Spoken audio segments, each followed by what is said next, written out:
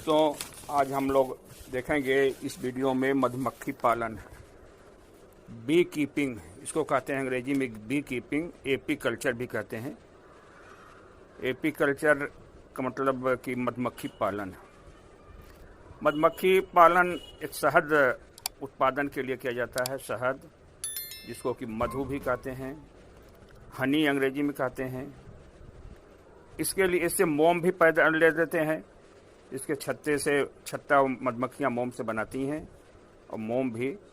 और इससे एक फ़ायदा ये होता है कि मधुमक्खियों से परागण, फसलों में परागण होता है। एक फूल पर बैठती हैं, दूसरे फूल पर जाती हैं। मधुमक्खियाँ वो पर अपना हिलाती रहती हैं या फूलों पर बैठती हैं, तो फूलों के से जो परागण होता है इनके पैर में लग जाता है और दूसरे फूल पर बैठती हैं तो उस पर चला जाता है। परागण बहुत अच्छा परागण होता है। इसका ऐसा देखा गया है कि 10-12 मक्खियाँ 1 एकड़ खेत में परागण कर सकती हैं और इससे उत्पादन भी बढ़ जाता है। सरसों का उत्पादन, सूरजमुखी का, और आम, सेब, लीची, तमाम फसलों जिनमें जाती हैं मधुमक्खियाँ, इनका उत्पादन बढ़ता हुआ पाया गया है। शहद का ये नाम बहुत पहले से आ रहा है। मधुमक्खियाँ हमारे देश में क्या विश्व में बहुत पहले से पाली जा रही हैं। इनका वर्णन वेदों में, कुरान में, सब जगह आता है। हमारे देश में भी शहद का उत्पादन हो रहा है, काफ़ी अच्छा हो रहा है, दुनिया में भी स्थान रखता है। लगभग 5-7 कुंतल क्या 5-7 मीट्रिक टन शहद हर साल उत्पन्न हो जाता है। मधुमक्खी पालन, एक तो मधुमक्खियाँ कई किस्म की होती हैं, 4 किस्म की। विश्व में मधुमक्खियाँ लगभग 20,000 से ज़्यादा इसकी प्रजातियाँ। भारत में 4 किस्म की पाई जाती हैं मधुमक्खियाँ। 4 किस्म में एक तो ये एपिस डॉर्सेटा है। इसे सारंग मक्खी भी कहते हैं। ये मक्खियाँ बड़ी होती हैं, गुस्सैल होती हैं और काटती भी हैं। दूसरी मक्खी होती है भौरा मक्खी, जिसको कहते हैं एपिस फ्लोरी। ये मक्खी शांति स्वभाव की होती है, छोटी होती है। तीसरी मक्खी होती है एपिस सेरेना, इसको भारतीय मक्खी कहते हैं। ये आसानी से पाली जा सकती है। एक मक्खी होती है एपिस मेलिफेरा, इटालियन मक्खी है। इस मक्खी का उत्पादन बहुत ही अधिक होता है और इसको भी आसानी से पाल सकते हैं। बहुत से किसान इसका पाल करके उत्पादन ले रहे हैं और अच्छा पैसा कमा रहे हैं, आमदनी बढ़ रही है उनकी। इसको पालने के लिए एपिस सेरेना को आसानी से पाला जा सकता है क्योंकि ये जातियां बड़ी सीधी होती हैं और आसानी से पाल सकते हैं। लेकिन अन्य प्रजातियां बड़ी वैसी होती हैं, गुस्सैल होती हैं। ये हर जगह अपना घोंसला नहीं लगाती। पेड़ों के खोखले में या पहाड़ों के गुफा में या और जगह अंधेरे में अपना घोंसला लगाती हैं। तो इसलिए इनको 2 मक्खी को हम पाल सकते हैं। एक तो मक्खी का शहद का नेचुरल होता है कि अपने आप वो कहीं बगीचे में या घर के छत्ते में या कहीं और लगा लेती हैं छत्ता और उसमें से हम शहद निकालते हैं। लेकिन ये हमारा शहद का निकालना ये ट्रेंडम है, कभी लगाई शहद कभी नहीं लगाई।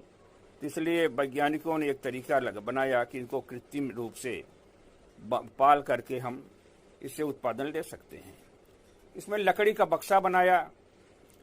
वो बक्सा आपको आसानी से मिल जाएगा, हर जगह मिल सकता है। आपके शहर में, आपके ज़िले में कृषि विभाग से या उद्यान विभाग से आप संपर्क करके ले सकते हैं, या तो आप कोटवा कृषि विज्ञान केंद्र से अपने आपके ज़िले में कृषि विज्ञान केंद्र हो, वहाँ संपर्क कर सकते हैं।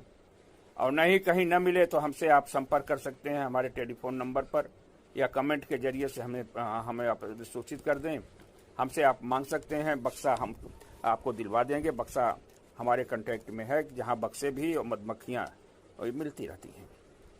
बक्से में 3 किस्म की मक्खियां होती हैं। एक तो होती है रानी मक्खी, जो उन मक्खी से सबसे मक्खियों से बड़ी होती है।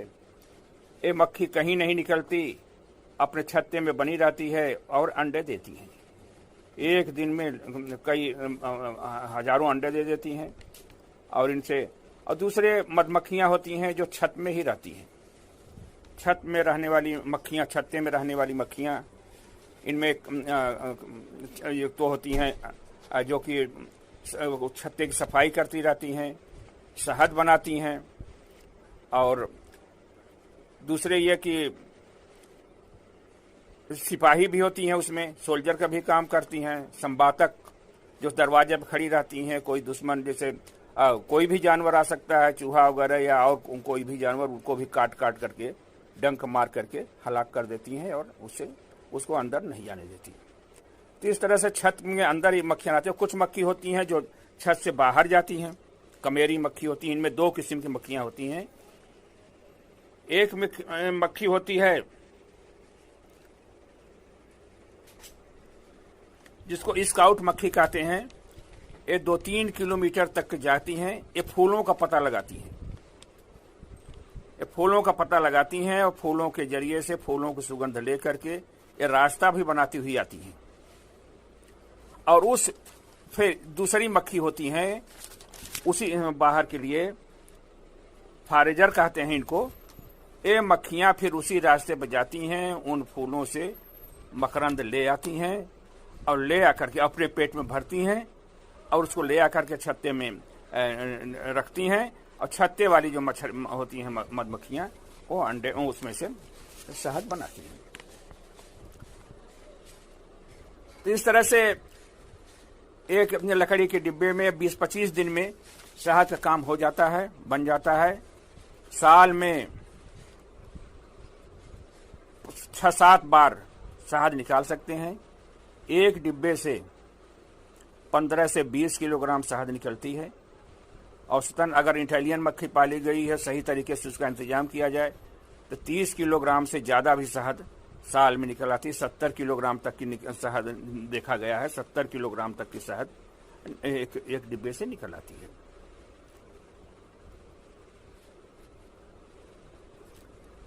और डिब्बे में ये आसानी से काम हो जाता है। इसका अतिरिक्त फायदा हो जाता है। इसमें कुछ करने की जरूरत नहीं है। 1 डिब्बा 2 डिब्बा आपने रख दिया बगीचे में या ऐसे जगह पर जहाँ पर हम मधुमक्खियाँ, जहाँ फूलों का साधन है, वहाँ से मक्खियाँ ले आती हैं अपना। अगर कोई साधन नहीं है कोई चीज़ उपलब्ध नहीं है, फूल या फल कोई उपलब्ध नहीं है, तो इसके लिए हमें आर्टिफिशियल उनके भोजन के लिए किया जाता है कि थोड़ा सा चीनी घोल करके और उसमें उसके पास करीब रख देते हैं। इस तरह से हमें कृत्रिम भोजन भी देना पड़ता है मधुमक्खियों के लिए। और मधुमक्खियों में 25 डिब्बे से अगर कम रखते हैं तो इसका आर्थिक फायदा नहीं हो पाता है। इसको हम घरेलू उपयोग में रख सकते हैं, लेकिन इसका हमारा उत्पादन अच्छा नहीं हो पाएगा। इसलिए हमें 1 डिब्बे से हम पहले 1 डिब्बा 2 डिब्बा रखें। उसमें से अगर हम उसकी सही तरीके से इंतजाम करते रहते हैं तो उसको हम उसमें से कई डिब्बे बना सकते हैं। 50 डिब्बे हम बना सकते हैं। बहुत इनका बढ़ती रहती है। 1 डिब्बे में 1 ही रानी मक्खी होती है। जब 2 रानी मक्खी हो जाती है या उससे बढ़ जाती हैं या संख्या बढ़ जाती है, उसमें 2 मक्खी करते हैं, वो खाना अपना बनाती हैं।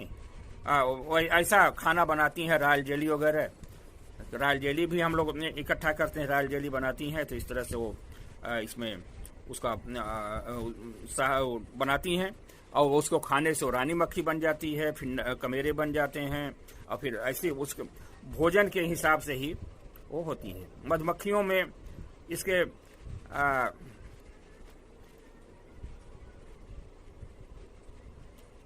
इसमें लकड़ी के डिब्बे में जब पालते हैं तो लकड़ी के डिब्बे को पालने से पहले अच्छी तरह से उससे स्टेरिलाइज करते हैं, फार्मल वगैरह से धो लेते हैं।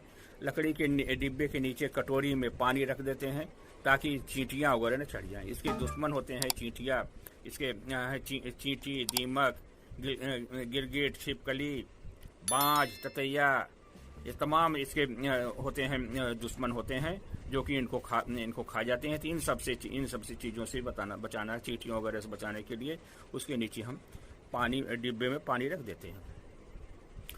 और इसमें कुछ बीमारियां भी लगती हैं। अगर हम देख लें कि मधुमक्खियां ज़्यादा मर रही हैं या छत्ते में मर रही हैं या बाहर मर रही हैं, तो हमें उसे वैज्ञानिकों से, उसके एक्सपर्ट से मिल करके उसका हमें इलाज पूछना चाहिए। कुछ बीमारी हो जाती हैं कि जिनमें फाउड क्रूड होता है, सेप्टिसीमिया होती है, मधुमक्खियाँ छटपटा जाती हैं, पंखे गिर जाते हैं, सड़ने लगते हैं और मधुमक्खियाँ मर जाती हैं।